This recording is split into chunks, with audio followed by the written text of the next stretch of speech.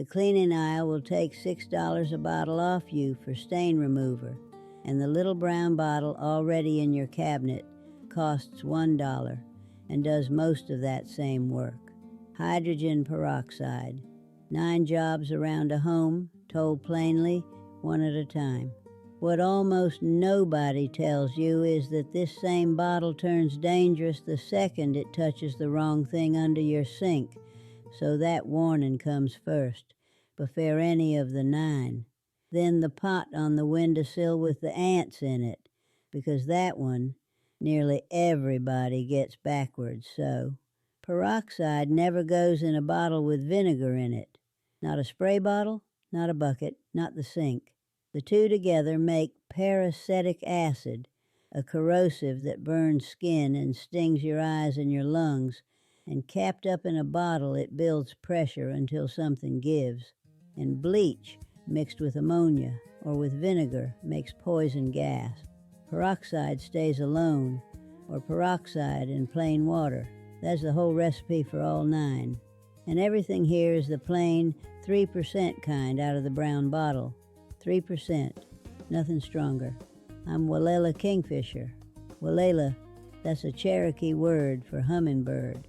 What I bring you comes from the old household accounts, the pantry ways, the kitchen ways, and the keeping of a home that women worked out on this land over thousands of years, gathered from historical records and traditional knowledge, and told the way a busy woman tells it, plain, quick, and in the right order. Nobody ever wrote the kitchen half down. It nearly got lost for that, so listen closely. Now, peroxide itself is not old. It comes out of a factory and always has. What's old is the rule underneath it, and the household accounts are thick with that rule. Keep one cheap thing on hand that does a dozen jobs, learn why it works, and quit buying a separate bottle for every stain in the house. Peroxide is just the bottle that fits that rule best right now. Number 1, the whites have gone gray. Read the back of a tub of oxygen bleach sometime. The color-safe kind stacked at the end of the laundry aisle, sodium percarbonate. That is peroxide in powder form, and the moment it hits water, it lets go of hydrogen peroxide, and the peroxide does the whitening.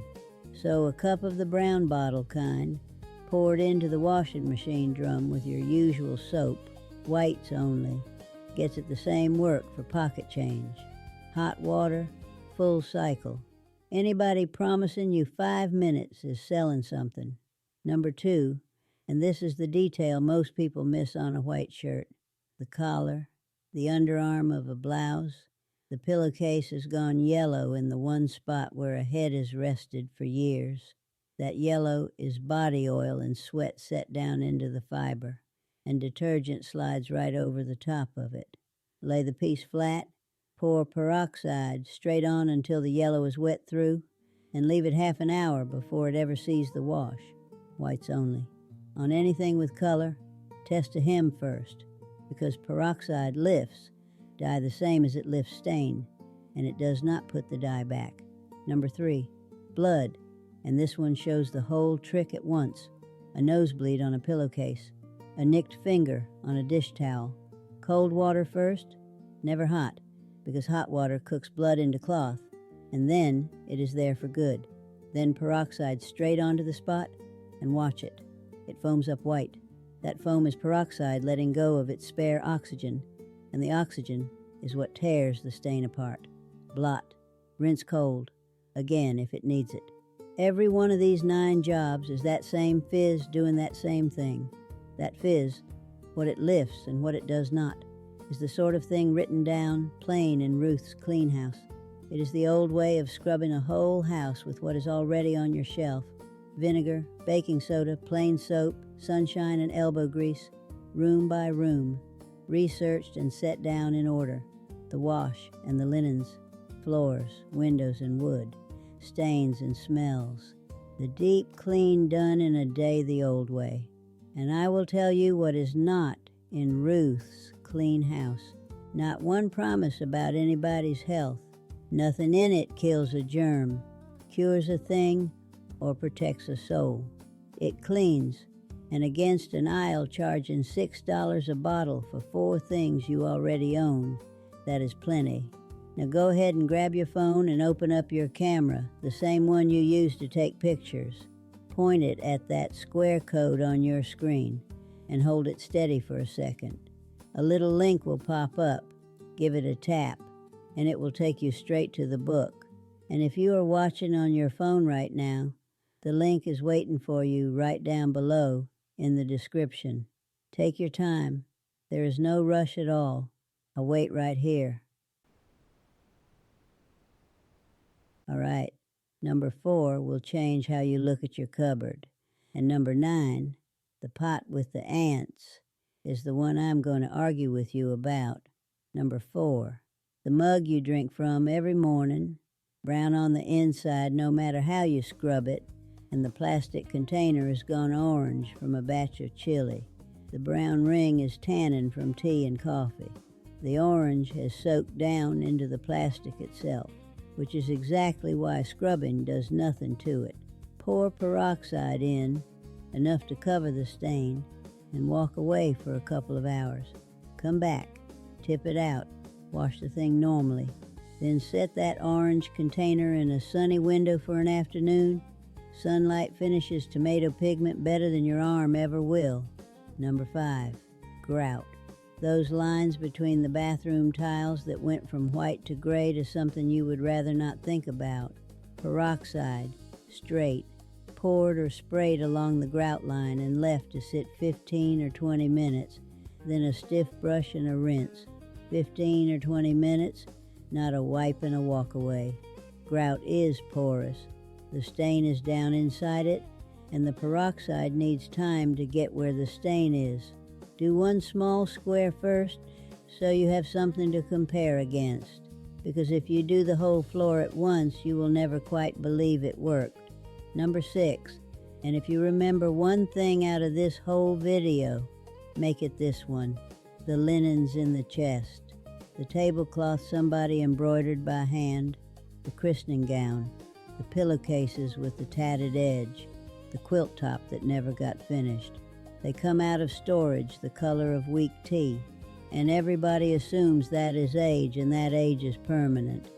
That color is oxidation, years in the dark pressed against wood and cardboard, and peroxide takes it right back out. Cold water in a clean tub or a plastic basin, never metal. Half a cup of peroxide, no more than that, to a few gallons. Lay the piece in flat so it floats instead of folding. Give it a few hours and look at it every hour, because you can absolutely go too far. Rinse it twice. Dry it flat on a white towel, out of direct sun. Not wool, not silk. Peroxide eats protein fiber, and wool and silk are protein. Cotton and linen, yes. And if the piece is genuinely old and genuinely precious, do a corner first, or carry it to somebody who does textile conservation, because there is no undo on this one. That right there is half of why these chains got broken. Somebody ruined a piece once, and nobody in that house ever dared try again. Number 7, the wooden cutting board and the wooden spoons that have gone dark and grimy, and the board that holds on to the smell of onion no matter what you do to it. Peroxide poured over the dry board. Spread across with your hand 10 minutes, then rinsed well and stood on edge to dry. The dark lifts. The smell lifts with it. Then the board goes in a sunny window and the sun finishes the job. And let me say it once more so nobody mishears me. That is a stain and a smell coming out of wood. It is not a health claim, and I am not making one. Number 8, white porcelain, the sink, the tub, the ring around the bowl. You can pour peroxide on and let it run, or you can soak a couple of paper towels in peroxide and lay them flat right on the ring so the peroxide stays pressed against the stain instead of sliding off it. An hour, then wipe. It has to stay wet on the stain to do anything at all, and that is true of every single one of these 9. Peroxide that runs down the side of a tub is peroxide you wasted. Which brings us to that windowsill and the one place in this whole video where the popular answer is flat wrong, number 9, the pot on the windowsill. You have seen this done. Somebody's plant has ants crawling all over the dirt, so they tip peroxide into the pot. 1 part peroxide to 4 parts water is the dilution the extension folks at Cornell give. 1 part peroxide, 4 parts water. Poured through the soil, it does fizz, and it does reach soft-bodied larvae in the top inch or 2, and then inside of a minute it is turned into water and oxygen and quit. It leaves nothing behind at all. That is the honest version of it, which also means it does nothing whatsoever about ants. And here's the part almost nobody says out loud. The ants aren't your problem. They're the notice that you have one. The extension services at Arizona and Florida both say the same thing, that ants climb a plant because something on that plant is feeding them, and that something is aphids or mealybugs or scale, sitting there sucking sap and dripping sugar for the ants to come collect. So run a finger along the underside of a leaf. If it comes away sticky, there is your answer. And the ants were only the ones who bothered to tell you. Wash the leaves with plain soapy water, both sides. Let that top inch of soil dry out between waterings, because ants will nest in a pot that stays wet. Flush the pot with peroxide if you want to. Those ants will be back tomorrow, and the day after that, because nobody ever dealt with what they came for. Now, if you go and try one of these tonight and nothing happens, do not blame the method. Peroxide is water with 1 extra oxygen atom stuck on the end, and that extra atom does not want to stay. Light knocks it loose. Heat knocks it loose. Sitting still for a year knocks it loose.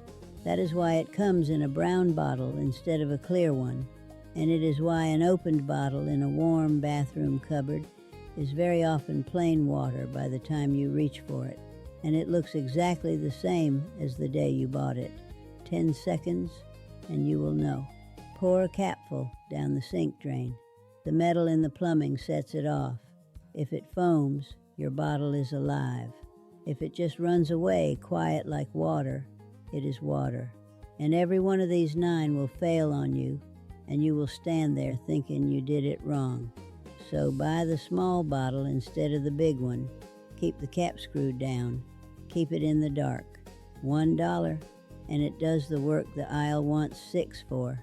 All of that, room by room, is set down in Ruth's clean house, from the wash and the linens through the deep clean, with nothing in it you have to go out and buy. Now go ahead and grab your phone and open up your camera and point it at that square code on your screen and hold it steady for a second. A little link will pop up. Give it a tap, and it will take you straight to the book. And if you are watching on your phone right now, the link is waiting for you right down below in the description. Now, if you enjoyed this video, you will enjoy the video right now on screen even more. I can assure you on that. Click it right now, my friend.